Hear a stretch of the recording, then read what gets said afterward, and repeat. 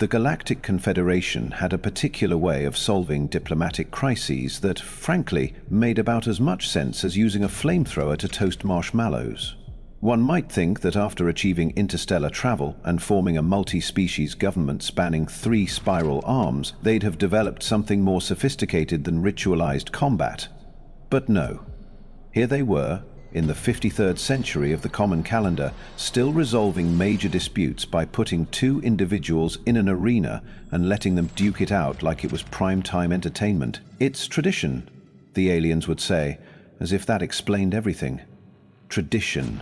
That magical word invoked whenever someone couldn't be bothered to think of a better reason for doing something monumentally stupid. And today's monumentally stupid event? A combat trial to determine whether humanity would retain mining rights to the Epsilon Eridani asteroid belt, or forfeit them to the Vraxian Imperium. Just another Tuesday in galactic politics. The human representative, Lieutenant Commander Maya Chen of the Earth Diplomatic Corps, stood in the preparation chamber beneath the grand arena of adjudication on Nexus Station. She was 5'7" of lean muscle and focused determination, her regulation uniform replaced with the combat suit provided for the trial. The suit was midnight blue with silver piping, tailored perfectly to her frame, which was at least one thing the Confederation had gotten right. You understand that this is merely ceremonial, yes? Ambassador Klevek, a tall, spindly being with mottled green skin and too many fingers, hovered nearby. His species, the Luvari, were known for their diplomatic skills and their absolute conviction that they were the smartest people in any room. The Vraxian champion Drok Hazur has never lost a trial by combat, not once in 17 challenges. Maya adjusted the fit of her gloves, face impassive. So I've heard. Approximately 28 times in the last 48 hours. I merely wish to ensure your expectations are appropriate, Klebek continued, either missing or ignoring the sarcasm. A dignified loss will still serve Earth well in future negotiations. There is no shame in— With all due respect, Ambassador, Maya interrupted. I didn't come here to lose dignifiedly. Klevik made a sound that might have been a sigh, if sighs could somehow convey exasperation, pity, and bureaucratic resignation all at once. Humans, he muttered, as if the word itself were an explanation for all the universe's inconveniences. Meanwhile, across the station, in a preparation chamber that was almost certainly larger and better appointed, Drakazor of the Vraxian Imperium prepared for what he assumed would be another routine victory. Standing nearly 8 feet tall, with a carapace the color of burnished copper and limbs that looked like they could bend steel, he was the living embodiment of Vraxian military might. The human female appears to have some military training. His second, a Vraxian noble named Thexkar, reported while reviewing data on a holographic display. Nothing significant. Their gravity is lighter than ours, their atmosphere less dense. Their species lacks natural armor, Slextis serrated forearms, the bioluminescent patterns beneath his carapace glowing with anticipation. They sent a female? Not even their primary gender for combat? Thexkar's mandibles clicked in what passed for Vraxian amusement. Apparently they believe in equality of opportunity. Even the opportunity to be humiliated before the Confederation. Charming, Drok Hazur rumbled. At least this will be quick. Above, the grand arena hummed with activity. 50,000 seats arranged in concentric rings, filled with representatives from over 300 species. Some resembled walking plants, others were essentially sentient gas clouds contained in elaborate mechanical shells. There were beings with multiple heads arguing with themselves, crystalline entities that communicated through precise patterns of refracted light, and even a contingent of methane breathers watching from a sealed observation bubble. The arena itself was a perfect circle, 200 meters in diameter, with a floor that could be reconfigured to represent various terrains. Today it was set to neutral, a flat, slightly springy surface designed to favor neither terrestrial nor aquatic nor arboreal species. Very fair, very diplomatic, very boring. In the human section, Dr. Elias Okafor, Maya's technical advisor and oldest friend, was busy running final diagnostics on a tablet. Beside him sat General Helena Vasquez, Earth's military attaché to the Confederation, and the woman who had recommended Maya for this assignment. Her face was a carefully composed mask that revealed nothing of her thoughts. "Diagnostics check out," Elias murmured, his Nigerian accent more pronounced under stress. "Combat suit is functioning at optimal levels." "That won't matter much against a Vraxian," General Vasquez replied quietly. "Their natural armor can withstand small arms fire. Our intelligence suggests Drokazur has personally killed over 40 challengers in his military career." "Then why did you recommend her for this?" Elias hissed, keeping his voice low enough that the nearby universal translators wouldn't pick it up. General Vasquez's lips quirked in what might almost have been a smile. "Because Maya doesn't fight like a soldier. She fights like a problem solver." In the diplomatic box, the highest-ranking officials from both Earth and Vraxia watched with feigned disinterest. Earth's delegation, led by Ambassador Jerome Thornton, maintained poker faces that would have made Vegas card sharks proud. The Vraxians, by contrast, seemed almost jovial, their Emperor's representative already discussing expanded mining operations with his advisors as if the outcome were a foregone conclusion. Ambassador Thornton leaned slightly toward his deputy. "Did we make the right choice?" Deputy Ambassador Lin kept her eyes forward. "She was the only choice, sir. After what happened at Proxima, she's the only one with the right qualifications." Thornton's expression tightened, almost imperceptibly. The Proxima incident was classified at the highest levels. If the Confederation knew what had really happened there, this ceremonial combat would be the least of Earth's concerns. A resonant tone echoed through the arena, signaling that the trial was about to begin. The vast space quieted, thousands of beings focusing their attention on the central platform as it began to glow with soft blue light. The Arena Master, a Tholian whose gelatinous, translucent body pulsed with bioluminescence in patterns that conveyed both meaning and emotion, floated onto the central dais. When it spoke, its voice was surprisingly deep and resonant for a being with no discernible vocal cords. "Esteemed representatives of the Galactic Confederation, we gather to witness the resolution of dispute CR 7729, territorial rights to the Epsilon Eridani asteroid belt, as claimed by both the Vraxian Imperium and Earth Alliance. In accordance with Section 12, Paragraph 7 of the Charter of Confederation, this dispute will be settled by trial of combat between designated champions." The Arena Master paused, allowing the translation systems to catch up for the benefit of species whose cognitive processes operated at different speeds. The Cetans, for instance, experienced time at roughly half the rate of most oxygen breathers, while the Quicksilver Collective perceived each second as though it were nearly a minute. The rules are as follows. Combat will continue until one party yields, is rendered unconscious, or is otherwise incapacitated. Lethal force is permitted but not required. Here, the Arena Master's body flashed a pattern that universal translators rendered as the equivalent of a diplomatic cough. Medical teams stand ready to intervene should circumstances warrant. No outside interference will be tolerated. From opposite sides of the arena, doors irised open. From the left emerged Drokazur, his copper carapace gleaming under the lights, his posture radiating absolute confidence. From the right came Maya, her steps measured and purposeful, her expression betraying nothing. They approached the center of the arena, stopping 3 meters apart. The size difference between them was almost comical. Maya barely reached the middle of Drokazur's torso.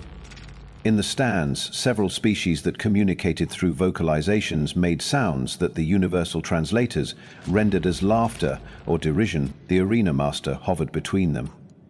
"Champions, you may address each other before combat begins, as is tradition." Drokazur's mandibles clicked and spread in the Varaxian expression of contemptuous amusement. "Human, I offer you the opportunity to yield now. It would spare you pain and preserve your dignity." Maya's lips curved in a slight smile. "That's very considerate. I'm afraid I can't offer you the same courtesy." A ripple of something like surprise passed through the Vraxian's body language. In the diplomatic box, the Vraxian Emperor's representative leaned forward slightly, compound eyes focusing more intently on the human. "You have courage," Drokazur acknowledged. "It will not save you. We'll see," Maya replied simply. The Arena Master drifted upward and away. "Champions, prepare. Combat will commence in 3 standard units." Maya rolled her shoulders and settled into a loose fighting stance, weight balanced evenly on both feet. Drokazor assumed what appeared to be a ceremonial posture, arms extended to display the serrated edges of his natural weapons. 3. In the human section, Elias's knuckles whitened around his tablet. 2. General Vasquez leaned forward almost imperceptibly. Ambassador Thornton closed his eyes briefly. Commence. Drokazor moved with shocking speed for a being of his size, covering the distance between them in a blur of coppery chitin. His right arm swung in an arc that would have removed Maya's head had it connected. Instead, she was no longer there, having dropped and rolled to the side with millimeters to spare. The crowd buzzed with excitement.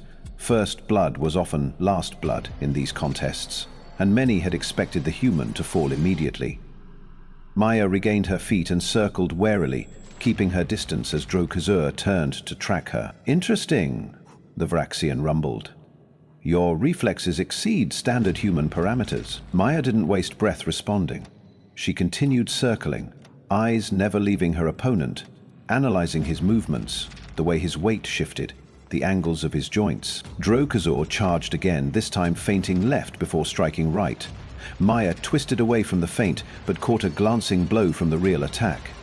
The impact sent her skidding across the arena floor, leaving a smear of red blood from a cut on her upper arm. In the stands, the Vraxian contingent chittered with approval. First blood had been drawn. In their culture, this was already considered a victory of sorts. Maya regained her feet quickly, the cut on her arm already sealed by the medical functions of her combat suit. She didn't look concerned. If anything, she looked more focused. Your suit technology is impressive, Drokazor commented, circling more cautiously now. But it cannot protect you from everything. Without warning, he charged again, but this time Maya didn't dodge. Instead, she stepped toward him, ducking under his swing and delivering a precise strike to a point where his carapace segments joined near the thorax. Her fist connected with a sound like knuckles on granite. Drokazor barely seemed to notice the blow. He laughed, the sound like stones grinding together. Did you think you could damage my armor with your bare hands? Even your species' primitive firearms barely scratch it. Maya backed away, shaking out her hand. Just testing a theory. In the human section, Elias whispered urgently to General Vasquez. She's going to get herself killed. The Vraxian exoskeleton is... Watch, Vasquez interrupted, eyes never leaving the arena. The combat continued in this vein for several minutes. Drokazor would attack with devastating force. Maya would evade most blows, but occasionally take glancing hits that sent her sprawling. Each time she would get up, apparently more damaged than before, her combat suit working overtime to seal cuts and stabilize bruises. And each time, she would manage to land seemingly ineffective strikes at different points on the Vraxian's body before retreating. In the Vraxian diplomatic box, the Emperor's representative clicked his mandibles with satisfaction. The human fights well for such a fragile species, but this is proceeding as expected. Drokazor is merely toying with her now. Beside him, the Imperial Science Advisor tilted her head in a gesture of uncertainty. There is something unusual about the human's combat pattern. She is not fighting to win, but seems to be gathering data. A pointless exercise, the representative dismissed. The combat will be over before any such data could be useful. In the arena, Maya was looking increasingly worse for wear. Her combat suit was torn in multiple places, patches of it darkened with blood. Her movements, while still precise, had slowed noticeably. Drokazor, by contrast, appeared completely unaffected by her occasional strikes. The Vraxian champion spread his arms wide in a gesture that needed no translation, a showman's move playing to the crowd. You have fought with more skill than I expected, human. There is no dishonor in yielding now. Maya straightened, wiping blood from a cut above her eye. You know, you're right. She raised her voice to be heard clearly. I yield! A shocked murmur ran through the arena. In the human section, Elias half rose from his seat, face contorted in disbelief. General Vasquez remained perfectly still due to the necessity of ending this quickly. Maya continued, her voice suddenly stronger. Computer, activate Protocol Prometheus. Her combat suit emitted a brief pulse of blue light that swept over Drokazor's body. The Vraxian tensed, expecting some kind of attack, but nothing seemed to happen. He tilted his head in confusion. Was that meant to... Drokazor began, then stopped abruptly. A shudder ran through his massive frame. He took a step forward, then froze, mandibles clicking rapidly in what appeared to be confusion or distress. What have you done?" he managed to ask, voice strained. Laya straightened fully, no longer appearing injured or fatigued. "Applied a little science. During our fight, I was mapping the nerve clusters in your exoskeleton. Each time you hit me, I was able to place nanoreceptors at key junctions in your armor." Drokazor tried to move forward again, but seemed unable to control his limbs properly. "Impossible. No technology could penetrate Vraxian carapace." "Penetrate? No," Maya agreed, circling him now as he had circled her earlier. "But your exoskeleton isn't seamless. It has sensory pores, joint flexors, respiratory spiracles, perfect delivery points for targeted neural disruptors." In the diplomatic boxes, chaos erupted. The Vraxian Emperor's representative rose to his full height, mandibles spread in a gesture of outrage. "This is treachery. The human has used prohibited technology." Ambassador Thornton remained seated, his expression pleasant but firm.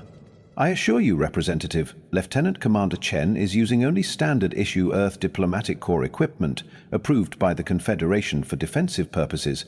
There is no violation of protocol." The Arena Master's translucent body pulsed with rapid patterns as it consulted with a panel of technical experts.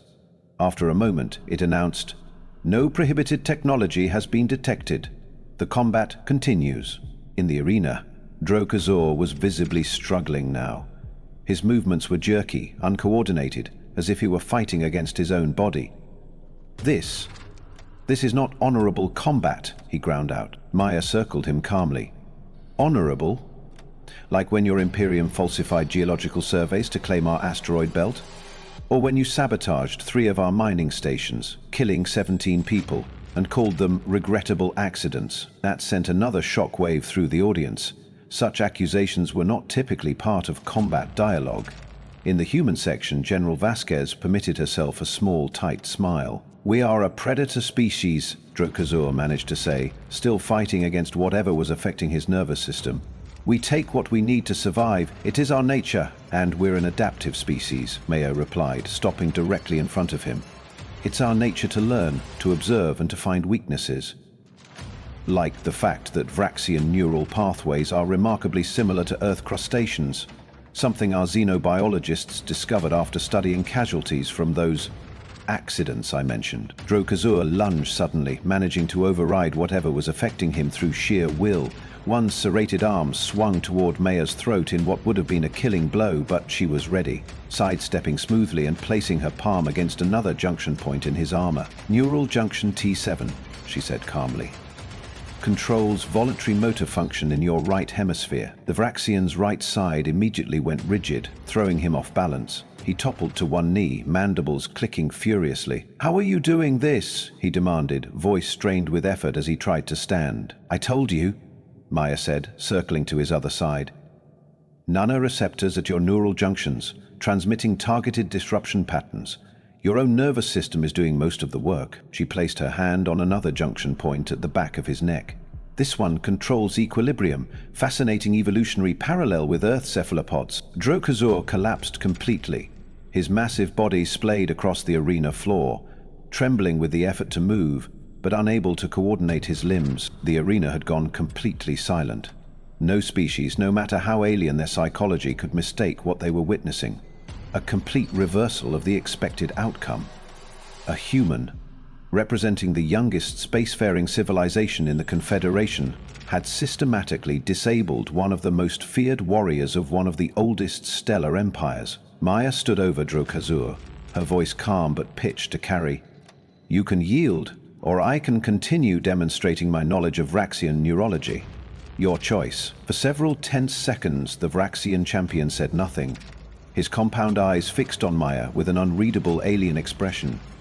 Then, slowly, his mandibles closed and his head lowered in the Vraxian gesture of submission. "I yield," he said, the words clearly costing him more than any physical pain could have. The arena master immediately floated down.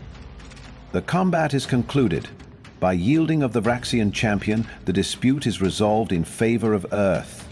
The Epsilon Eridani asteroid belt remains under Earth Alliance jurisdiction." The human section erupted in cheers while the rest of the arena buzzed with excited or shocked commentary. depending on which side they had favored. Maya stepped back from Drakazor, her posture relaxing slightly. "Computer, deactivate Protocol Prometheus," she said quietly. The nanoreceptors on Drakazor's carapace disintegrated into harmless organic compounds. The Vraxian's body relaxed as control returned, though he remained on the ground for a moment longer, perhaps gathering his dignity as much as his strength. Maya extended a hand toward him, a human gesture he would certainly recognize from diplomatic contexts. "You fought well. I apologize for the unorthodox conclusion." Drakazor regarded her hand, then slowly reached out one massive claw and very carefully closed it around her much smaller appendage. "You are not what I expected." "I get that a lot," Maya replied with a small smile. Medical teams were approaching from both sides of the arena, but it was clear their services wouldn't be needed. Drakazor rose to his full height again, towering over Maya, but there was a different quality to his posture now. Less threatening, more considering.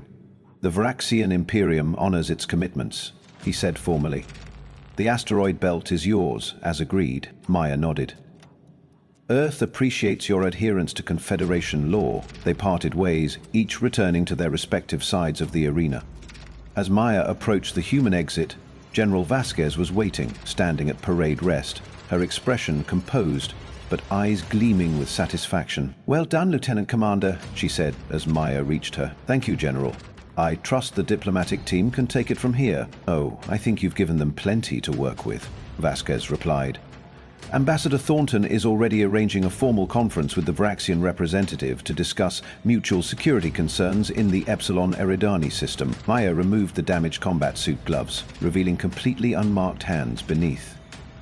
"Funny how much more willing they are to talk after something like this." "Indeed," Vasquez agreed dryly.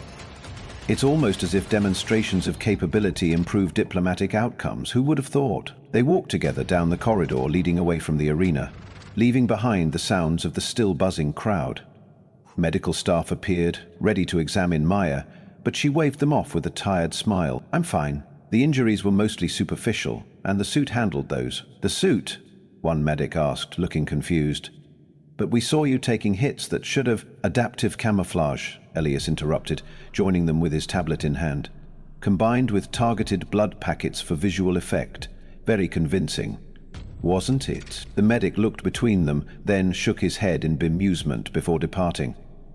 Once they were alone, Elias's professional demeanor cracked, and he broke into a wide grin. "That was brilliant. The way you had him convinced you were mapping his neural pathways during combat." "Who says I wasn't?" Maya asked, with a slight smile. Elias's expression faltered. "But the nanoreceptors were just a bluff, right? We don't have technology that can interface with alien nervous systems on contact." Maya and General Vasquez exchanged a look that made Elias's eyes widen. "Wait, are you saying—" "I'm saying," Maya interrupted gently, "that sometimes the most effective weapon is making your opponent believe you have capabilities you may or may not actually possess." Elias stared at her, then at the general, then back at Maya. "So it was a bluff? The Vraxian Imperium will certainly be conducting extensive research into countermeasures for neural disruptors in the coming months," General Vasquez noted blandly. "Research that will consume significant resources and attention, and whether or not those countermeasures would be effective against actual Earth technology is a question that will keep their military planners up at night," Maya added. Elias shook his head slowly. "You're terrifying, both of you." "No," Maya corrected, her expression sobering. "We're just people who understand that in a galaxy full of species who have been spacefaring for thousands of years longer than us, humanity can't afford to just be strong or smart." She glanced back toward the arena, where Drakazor was likely receiving a much less pleasant debriefing from his superiors. "We have to be unpredictable." Later, in the Earth Alliance diplomatic offices, Ambassador Thornton raised a glass in a private toast. "To Lieutenant Commander Chen and a masterful performance. To humanity's continued survival in a very crowded galaxy," General Vasquez added. Maya raised her own glass but said nothing, her thoughts already turning to the next challenge. Because there would always be a next one. Another species testing humanity's resolve, another empire encroaching on their territory, another predator mistaking them for easy prey. and each time they would learn the same lesson that Drokazur had learned today. Humans might look small and soft and fragile, but appearances could be deceiving. Very deceiving indeed.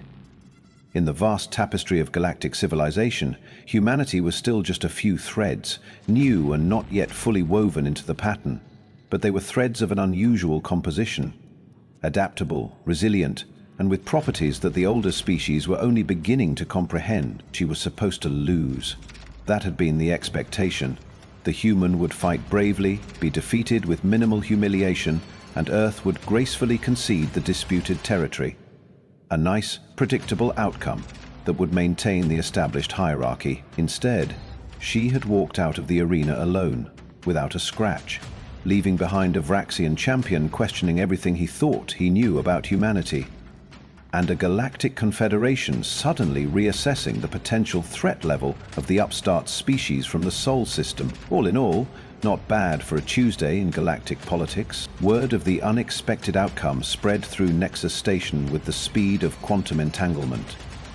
Species that had previously ignored human diplomatic overtures were suddenly requesting meetings. Trade representatives who had been stonewalling Earth's negotiators were sending proposals with surprisingly favorable terms. It was amazing how quickly perceptions could shift when you shattered expectations in such a public forum. In her quarters that evening, Maya reviewed the official recording of the combat, making notes for her formal report. The footage captured more than just the physical confrontation. It showed the reactions of various delegations, information that would be invaluable to Earth's diplomatic corps in upcoming negotiations. "Computer, pause playback," she said, focusing on a particular frame showing the Artaxian delegation. The insectoid species had been neutral in the dispute, but their representatives' posture during the final moments of the combat showed unmistakable signs of what humans would call impressed concern.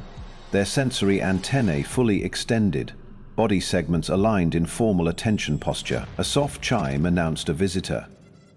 "Enter," Maya called, not looking away from the screen. Admiral Xavier Reyes, head of the Combined Earth Defense Force and technically Vasquez's superior, stepped into the room. His weathered face bore the expression of a man trying very hard not to smile. "Lieutenant Commander," he greeted her formally, before his composure cracked. "Hell of a show you put on out there." Maya stood and offered a crisp salute. "Thank you, sir. Just following the playbook." "The playbook?" Reyes laughed. "There is no playbook for what you did today. Making a Vraxian champion yield without firing a shot or landing a real punch? That's going in the textbooks at the Academy." "Speaking of which," Maya said, gesturing to the chair opposite her desk, "we should discuss the technical aspects of today's demonstration. The Vraxians will be analyzing every second of footage." Reyes nodded, suddenly serious. "Already on it. Our disinformation team is seeding just enough verifiable details about neural disruption technology to keep their scientists chasing shadows for years." He settled into the chair with a satisfied grunt. "The best part? They'll never be certain whether the technology exists or not. And in interstellar politics, uncertainty is almost as good as actual firepower." "Almost," Maya agreed. "The diplomatic corps wants to fast-track your promotion," Reyes continued. "Commander Chen has a nice ring to it." Maya's expression remained neutral. "With respect, Admiral, I'd prefer to maintain my current position for now. There's more work to be done in the field." Rhea studied her face. "You're thinking about the Proxima situation. The Vraxians aren't the only ones testing our boundaries," she replied quietly. "They're just the most obvious about it." "True enough." Reyes leaned forward. "The Arcturus Conclave has been watching this situation closely. Their ambassador cornered me after the combat.